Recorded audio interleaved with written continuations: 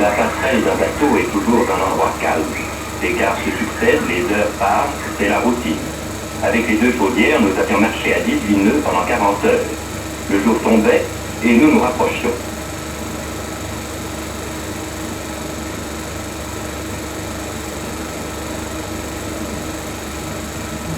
À 22 heures, j'étais dans la pièce attenante à la passerelle.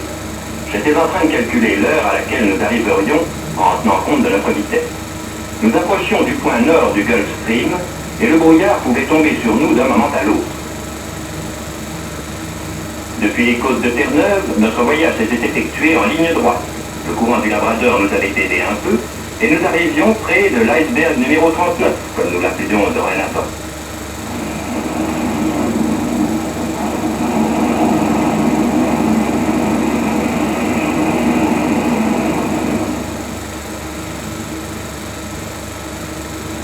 Hank m'appelait du côté du radar et croyait avoir détecté quelque chose sur l'écran.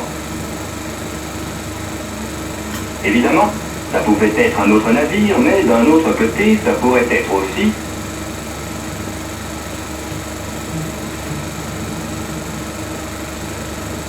Ah, le voilà, un magnifique point.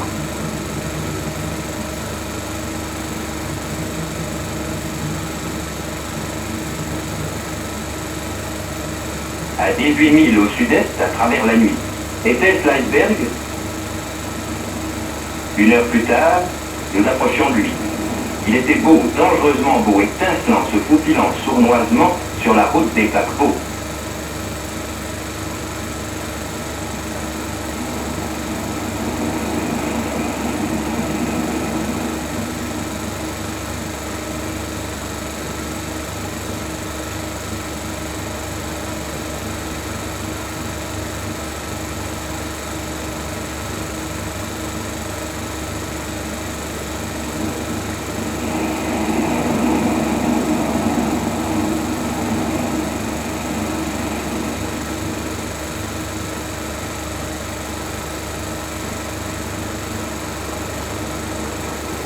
Le lendemain, nous l'inspections de plus près.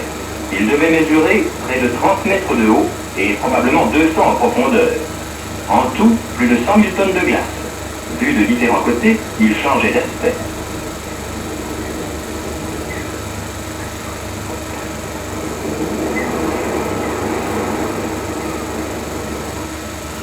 Notre mission était de ne pas le perdre de vue. Nous appelons cela monter la garde.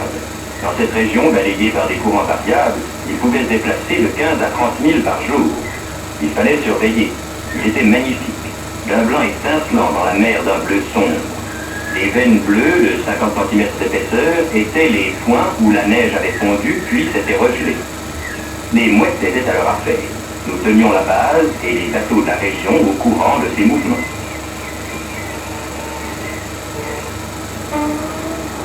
Le Gulf Stream le bousculait, et à nous, nous procurait un peu de distraction. Du reste, le Commodore aimait bien nager lui aussi.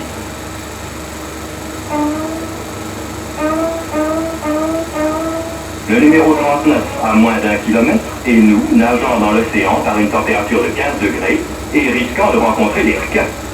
Pour nous, le temps chaud était agréable, mais pour notre iceberg, ça signifiait qu'il allait fondre rapidement. Dans le Gulf Stream, un iceberg peut diminuer de 3 mètres de hauteur par jour. La mer s'attaque à chaque ouverture, à chaque crevasse.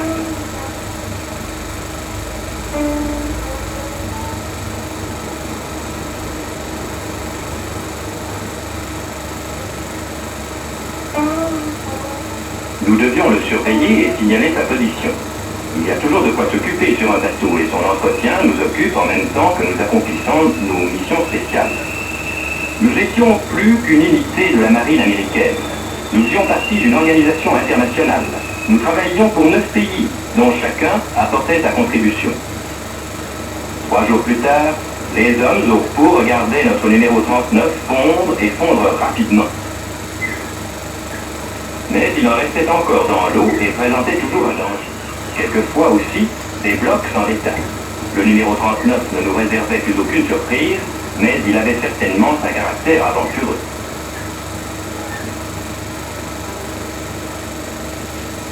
Certaines personnes ont la manie de transmettre des messages dans les bouteilles. Pour nous, ce n'est pas un agrément.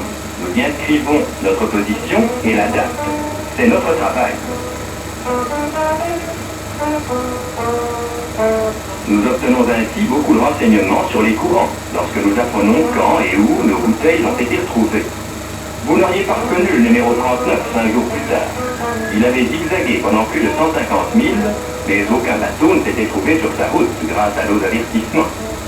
Il n'y en avait pas pour longtemps. L'équipage commençait à trouver le temps long et monotone.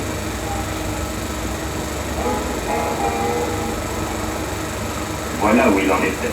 Un bloc de glace a moncelé depuis 10 000 ans, ou plus, sur l'océan pendant 2 ans, une randonnée de plusieurs milliers de milles pour en être réduit à un simple glaçon.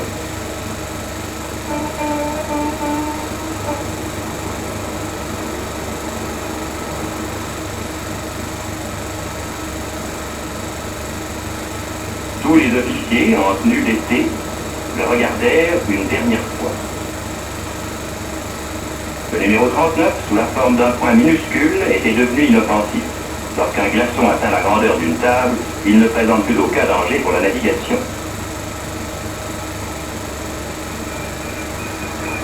Notre côte décrivit un large texte.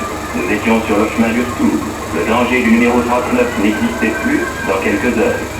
Cette mission était terminée, mais d'autres nous attendaient.